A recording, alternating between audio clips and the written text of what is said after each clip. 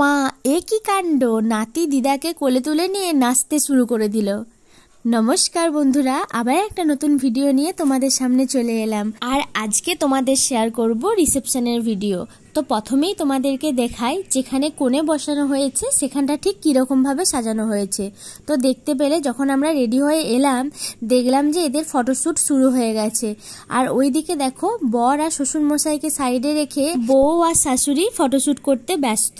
তারা অপেক্ষা করছে সাইডে দাঁড়িয়ে যে কখন আমাদের পালা আসবে। তো যাই হোক, আমরাও ফটোশ্যুট দেখছিলাম আর পাশে দাঁড়িয়ে ভাবছিলাম যে আমরাও কখন একটু সুযোগ পাবো বৌদিমণির পাশে দাঁড়িয়ে একটু ফটো তোলার। তো সুযোগ তো সহজে পাওয়া যাবে না, বোঝাই যাচ্ছে, তাই ভাবলাম তোমাদের সাথে ভিডিওটাই শেয়ার করে নিই। আর এই দিকে দেখো পাপু ভাই আগের বারের মতনই আমার চ্যানেল নিয়ে অনেক কিছু বলছে। আর কি বলছে তোমরা নিশ্চয়ই বুঝতে পারছো, আমার চ্যানেলটাকে ফলো করতে আর আমার ভিডিওতে লাইক কমেন্ট শেয়ার করতে। তো যাই হোক, এরা তো বলছে আর পাশে দেখিয়ে দিচ্ছে আমরা কতজন ওয়েট করছি বৌদিমণির পাশে দাঁড়িয়ে একটু ফটো তোলার জন্য। তোমাদেরকে চারপাশটা ঘুরিয়ে দেখিয়ে দিচ্ছি। এইদিকে দেখো দাঁড়িয়ে আছে আমার ছোটদি, ও কিন্তু অপেক্ষা করছে কখন ফটোশ্যুট শেষ হবে গিয়ে ফটো তুলবে। আর তারপর আছে এইদিকে ছোট মামিমা, তারপরে আছে দুষ্টু মানে দিদির মেয়ে, আর তারপরে আছে বাবা, আরো অনেক সবাই আছে। তো আমি বাবা আর মাকে বললাম যে তোমরা যদি চাও ফটো তুলে নাও, কারণ এরপরে আর ফটো তোলার সুযোগ পাবে না, এরপরে ওদের কাপেল ফটোশ্যুট হবে। তো আমার কথা মতোই বাবা ও মা দাদা বৌদির সাথে ফটো তুলে নিল। আর ওরা যতক্ষণে ফটো তুলছে আমি চলে এলাম ডান্সের কাছে। তখন দেখলাম যে ওরা অলরেডি ডান্স করতে শুরু করে দিয়েছে। আর ওদের এরকম ভাবে ডান্স করতে দেখে আমারও ইচ্ছা করেছে ওদের সাথে গিয়ে ডান্স করি, কিন্তু ভাবলাম না, আগে একটু ভিডিও করে নিই, তারপর গিয়ে ওদের সাথে ডান্স করব। এইদিকে দেখো আমার দিদিরা, মামিমা, জামাইবাবু, শুভ সবাই কিন্তু নাচতে শুরু করে দিয়েছে।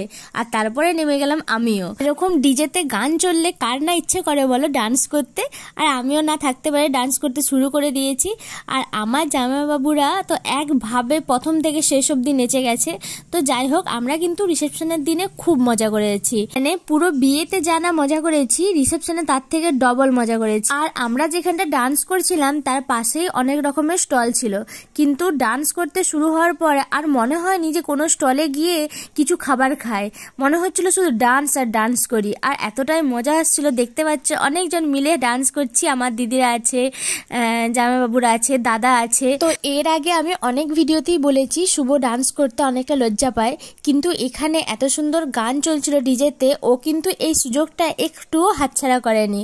ও আমাদের সাথে সমানভাবে একভাবে ডান্স করে গেছে। আমরা কিন্তু অনেকক্ষণ ডান্স করেছি, কমপক্ষে 3 থেকে 4 ঘন্টার মতো।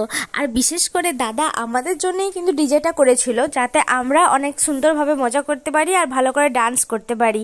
ও জানে যে ওর বোনেরা দিদিরা একাই ডান্স করে ফাটিয়ে দেবে, আর তাই হয়েছে, আমরা অনেকক্ষণ ডান্স করেছি। আর একটা মজার কথা কি জানো, এই বিয়েতে নাগিন ডান্সটা অনেকটা পপুলার হয়ে গেছে, আর ওইটা করেছে আমার বর। দেখতে পেলে ওইটা একদম যখন আমরা বিয়ে দিতে যাচ্ছি তখনও করেছে, গায়ে হলুদের সময়ও করেছে, আর হচ্ছে রিসেপশনেতেও করেছে। তো যাই হোক, শুধু ডান্স করলে তো হবে না, দাদার বিয়ে জমিয়ে খেতেও হবে, তাই আমরা খেতে বসে পড়েছি, সবাই একসাথে বসেছি খেতে। খুব মজা হচ্ছিল খাবার সময়ও।